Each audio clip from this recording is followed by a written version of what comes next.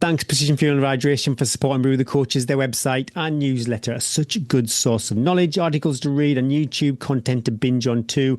On YouTube, you can learn how to fuel an ultramarathon, what pro runners carry on race day, and how to nail your marathon prep. It's a brand called Mount to Coast, and we're going to review their trail running T1 shoe. Gaza loves the deets. I love the colour. So these are going to set you back £170 on the mounttocoast.com website. Now I've weighed my 6.5. I don't know what size you've got, Eddie. You've got I've got 6.5 too, yeah. So they come in at 232 grams for 6.5. Now to compare that with some other shoes, not necessarily shoes that you would compare against this shoe. So for example, my Vective 3, the North Face, they are 285 grams. They're heavy, those ones though. I find those quite heavy. Yeah. Vective 3s, yeah. Well, I think there's a few things working against that shoe. Ultra Olympus 275, I'm reviewing that shoe. And because I've got small feet, I think the 275 must refer to the weight they are supposed to be. Mine are coming in at 273 grams per shoe. And then the Terex Speed Ultra, they're 248 grams. So they are the lightest out of all of those shoes. There's 4mm drop. Also, you've got 36mm at the heel, and then that will mean 32mm at the forefoot. Mount Coast say this shoe is a moderate stability shoe, somewhere between balanced and plush cushioning. And like I said, yeah, it's a brand new brand to me. And initially I was like, I suppose I wasn't really excited about the review. I think it's fair to say. But then I reflected back, I reframed it, because in our lifetime as runners, Hoka have come onto the scene, Normal really recently have come onto the scene, Ultra and On Again relatively recently have come into the scene. So new doesn't necessarily mean bad. So when I reframed it like that, I thought, yeah, let's see what it's all about. I'm going to start at the outsole and then make I love working with Gary the reviewer. You are such a pro. This is great. You might agree with this, Eddie. As soon as I see Vibram Mega Grip, I'm happy. Put me on that slick rock, put me down those Lake District fells, put me on the Pennine Way. I know I'm not going to do that horrible yeah, as you slide. Vibram is where it's at. Why do other shoe companies, why doesn't everybody put Vibram on the bottom of their shoes? Is it the expense? There must be a licensing thing. I'm not too sure why, but maybe they've got a licensed Vibram, and then that adds cost to it. Some shoe brands do invest in sticky technology like VJ and Envy. And then I think Adidas use Continental. That's pretty good too. But also with the Vibrams backed up with a 4mm lug. And I think the combination on a trail shoe, you've got fell shoes which can have 7-8mm lugs or whatever. Then you've got these racing flats on buffed out trails. But for an all-rounder, I think Vibram plus a 4mm lug, that is a sweet spot. And for me personally, so far on the trails I've run on, I've not run on kind of muddy, grassy fells, but everything else that I've run on, it's absolutely nailed it so far. So that's Castle Eden Dean. That's steep, up and down, greasy trails. It's how we used to describe ponies that wouldn't bolt. Is it's bulletproof? It's pretty bulletproof with those stats, isn't it? It's a safety. You feel safety shoe. Unfortunately, to me, it slightly looks like a safety shoe as well. It's like something you'd wear on a building site, but we haven't got into that yet. Yeah, zero issues so far as the trails I've run on. I can't comment on what it's like shooting off Helvellyn on a 45-degree slope. I even took these to Spain. So these were my road to trail. So I used them on loads of tarmac, probably predominantly on tarmac, but I did hit some trails too. And yeah, I can't think of one situation where I thought the outsole let me down. But spoiler, Spain is like 30-odd degrees, zero rain. Take of it what you will. But for comparison, again, my 13 Valley shoes, which are going to be the Ultra Mont Blanc Carbon, and my Lake 100 shoes, 3.5mm lugs. So 4mm lugs, big thumbs up. Midsole. You got a 4mm drop there, so people who are scared of that zero drop, that will be kind of music to their ears. 36mm at the heel, and yeah, we might have different opinions on the midsole. For me, that was super comfortable, and they use a technology light cell. This is a bit geeky. It's 50% lighter than EVA, and it's got 45% more energy return. So I think that probably is backed up by the weight when you compare to those other shoes that I mentioned earlier. You are getting a bit of a lighter midsole, and I think that's where shoes sometimes lose the battle with weight, because the outsole rubber and then the midsole can be quite heavy too. But yeah, I'm super happy with that squashy 39mm stack. I ran all of the Lake 100 with the Adidas Terex Speed Ultras, so they're like a rock and roll shoe. So this felt quite safe in comparison. Yeah, it feels safe, but it still feels comfortable. Sometimes when you get those lower mills, you feel like your foot is actually on the ground, and you can start feeling a bit of calf and Achilles issues as well. But they've got that little bit more stability around the heel, which again, sometimes you lose on those higher stack shoes. I found them really comfortable. I didn't know that it was 4 millimeters. If you'd asked me, I would have said 6, maybe 7. If you're a little bit nervous about, I'm an 8. I'm an 8 or 6. I would say to try them on, because there are good things about it, I think, that outweigh the fact that that is a low heel drop as well. And this is, I suppose, where you've also got to be mindful with any product review. We've talked off air that literally I think I can put my foot in anything unless it's really, really narrow. Yeah. And I'm lucky like that, which you are a bit more selective. Well, everyone just has really different feet, don't they? And I cannot run in a ultra. I would just be ruined. You could slip on some ultras and go and run 100 miles as well. We felt it was important that I know people like hearing about stuff, and there's so much option, isn't there, out on the market? Where do you make the decisions? If you rewind to 5 years, apart from Hawker, 30 odd mil, 40 mil nearly of stack, that might have been unheard of. And it didn't feel for me overly unstable.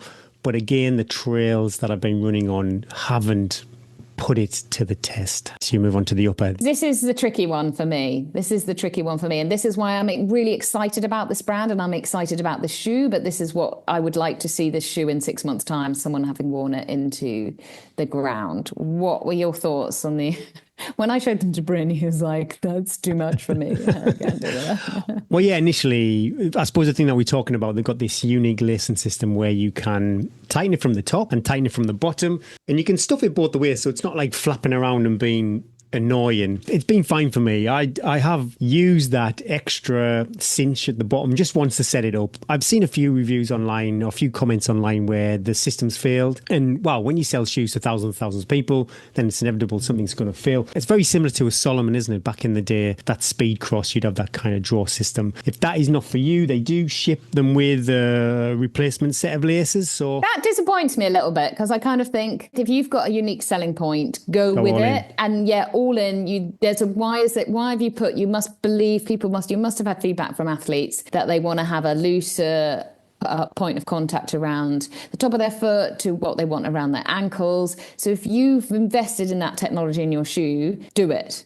And that is what people might buy into. If you're providing the lace, you go, we're not sure you're going to like this. Yeah, but I'll take you back to Robbo, All County Tops, when his Solomon lace system exploded. That's why I don't like that lace system, because I'm like, what do you do if that very easily, you see the degradation when you do 100 miles, your trainers pretty much look like... I've been through a pair of trainers on a 200 plus mile race. So I do worry about a complicated lacing system. Well, I do carry, since Robbo's infamous moment, always a lace or a bit of tape. I do carry it. Yeah, I do take some tape with me. So for me, I'm enjoying it. Again, you review these products, you have them for a month. That's not really a reflection of how durable they are over time. Comfort and everything around the upper. Again, my super forgiving feet, no issues whatsoever. I didn't experience any heel slippage at all. Like the little run that I did in Malaga up to the fort, that was quite steep, very short, but quite steep.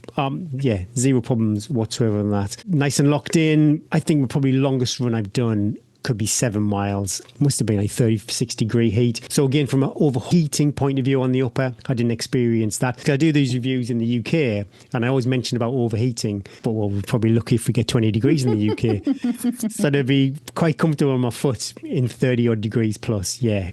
Pleasantly. There's definitely room for a bit of foot expansion, isn't there, within the front end of the shoe? It's not, if you were worried about a narrow toe box of shoes, which I know a lot of that's the Salomon critique, is that they're too narrow. These are a much wider option, and it feels like the upper as well it's really flexible, which makes me slightly nervous about running on a super technical train, is that there's not enough support in the upper and the foot is moving a little bit too much. So I'd be interested as well to see if we ran them into the ground for 6 months, whether that upper would then degrade, because because the foot is moving quite a lot in it. But the upper, I do like a flexible upper as well. There doesn't seem to be any sticking points, which are often a critique of other brands, isn't there? That where the foot bends, then your little toe, often there's the hole there. But these look pretty strong, and also that there is that element of foot movement. Whether there's too much foot movement, I'm not sure yet. A downside for me, I always love a shoe with a full gusset. So just in case any debris creeps in that tongue, it's got a little stability so the tongue doesn't kind of rock around left and right, but it's not full gusset.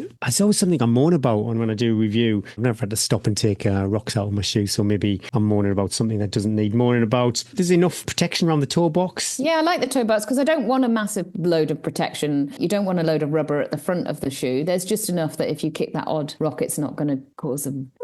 So around the heel and around the front, it's a bit more beefed up. But then as I kind of move my fingers around this, I can see. Can you see how I'm slightly nervous about how thin that upper is? But that really does help with breathability too. So that really helps. So, and then the movement and the swelling of the foot. We can't have it all, Gary. We're setting high standards as well. What would you choose to use this shoe for? As it stands, it's 100% made it into my roster of shoes. It is my kind of go-to out of the door, half a dozen miles on local trails. I said it wouldn't be a race day shoe just because I always love the carbon plated shoes. But if you don't care about all the tech, then I don't really see why you wouldn't use this shoe for the Lake 100. You've got more cushioning than what you would get in your average shoe. You've got bigger lugs, so you've got more grip potentially on a much wider range of surfaces. Personally, for me, it's a real all-rounder shoe. I just get seduced by all the carbon plates, so maybe not a race day shoe. I'd have no problem going out and doing 20 miles in this on the weekend. All kinds of trails. Super happy with it. Really, really impressed for its first iteration of a trail shoe. I echo all your thoughts exactly. I do like a trainer with a little bit more pop, but then I think you want the pop back. Would this be perhaps the shoe that you actually might like for a long day with mates?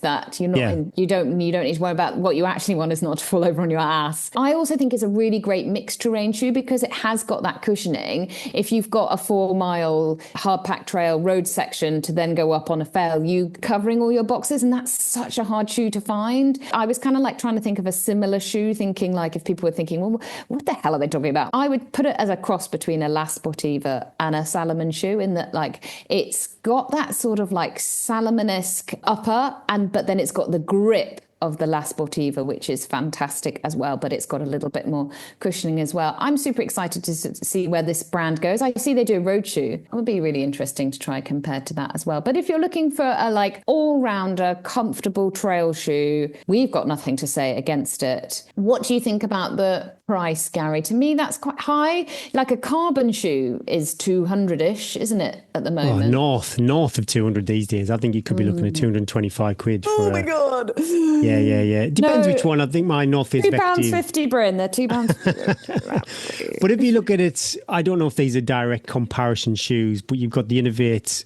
Trailfly Max, which is I think about 150 quid, and the Ultra Olympus 275, that's 170 quid. So yeah, initially I think, well, that's quite a lot of money, but then when I compare it to the Formula One shoes, it's definitely not in that mark, and it does seem to be hovering around a couple of shoes that are maybe competitors in that space. Subjective, very subjective. I actually like how it looks. It's the massive black sole that that is such a personal preference thing to me. I love it. Do you like that? You love it? No, I don't. I'm afraid I don't like it. Well, it looks cleaner for longer. That's my opinion on it. Is that okay? You can't see the dirt. I like an all white myself, but oh, filthy. That would look filthy first. But yeah, I'd quite happily wear this around the shops, if I've done a run and I'd be in a cafe afterwards. I know this is trivial chat, but yeah, I think it's quite classy and understated design, that kind of grey and black colour wave that we've got. There is a few other designs out there floating around colour waves wide. Let us know if you've tried them out, if you have tried them out, what you think about them. We look forward to hearing what you say. Hope you've enjoyed our first ever shoe review. And if you would like to try them out, the lovely people at Mounted Course have generated a discount code for Tea and Trails listeners. That will get you 10% off over at mountedcourse.com. I think that is the website URL. And all you need to do is type in T Trail. It's a capital T and then EA and a capital T again, RAIL, and that will generate a 10% off in your basket. Yeah. Thanks for watching. See you next time.